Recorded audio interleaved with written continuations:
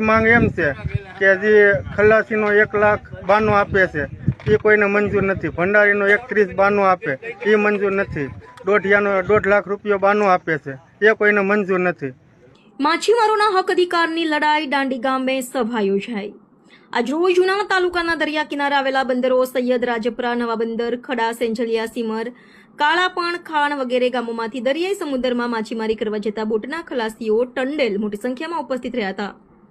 દરેક ગામના માછીમારી ભાઈઓ આજે દાંડી ગામે ભેગા થઈ આવનારી સિઝન બાબતે ચર્ચા વિચારણા કરી હતી. બોટ માલિકો શેઠિયાઓના નીતિ નિયમો અનુસાર માછીમારી કરતા ખલાસીભાઈને મંજૂર ના હોય તે બાબતે ખલાસીઓ આજ રોજ દાંડી મુકામે પહોંચ્યા હતા.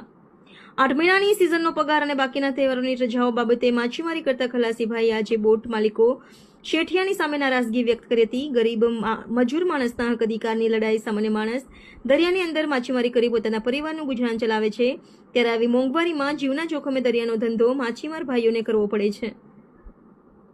રિપોર્ટર વિજય સોલંકી, દીવ મિરર ન્યૂઝ, ઉના. નામ બામભણિયા ભરતભાઈ વસરામભાઈ. આજનો કાર્યક્રમ શું હતો? આજનો કાર્યક્રમ એમ હતો કે ચાલુ સિઝનમાં શેઠિયા લોકોએ મિટિંગ કરેલી હતી. એમાં એવું બધું લખ્યું કે ખલાસીનો, ભંડારીનો અને પગાર જે શેઠિયા લોકો કહેશે એ દેવાનો રહેશે અને બાનો જે શેઠિયા લોકો આપશે એ દેવાનો રહેશે. એટલે આ મિટિંગ એ માટે રાખેલી છે. તમારા ખલાસીઓને શું માંગ છે? અમારી માંગ એમ છે કે જે ખલાસીનો 1,92,000 આપે છે એ કોઈને મંજૂર નથી. ભંડારીનો 31,92,000 આપે એ મંજૂર નથી. દોઢિયાનો 1.5 લાખ રૂપિયો બાનું આપે છે એ કોઈને મંજૂર નથી. હવે પછીને તમારી શું માંગ છે?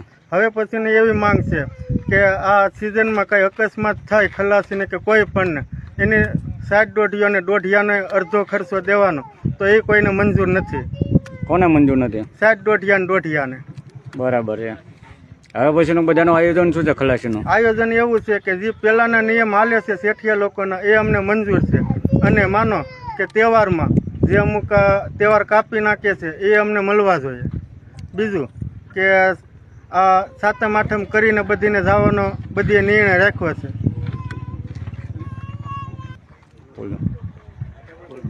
અને આ 2023 પહેલાના 2024ના જે નિયમ હાલે છે એ અમને મંજૂર છે. બાકી હવેના જે નિયમ શેઠિયા લોકો જે કર્યા છે એમને કોઈને મંજૂર નથી. એ માટેની આ મિટિંગ રાખેલી હતી. આપણા પૈસા કેમ નથી આપતા? બોલો. અને ખલાસીના જે કંઈ હિસાબ કરે ત્યારે પગારમાં એમ પૈસા જે ખલાસીના નીકળે તે ખલાસી બંધાવા જાય ત્યારે ખલાસી હામામાં કબૂલ કરી લે, તો હજી ખલાસીના પૈસા નીકળે એ કેમ કબૂલ નથી કરતા? એ બધીની માંગ છે. માનો અકસ્માત થાય કે જે કંઈ દરિયામાં એના જે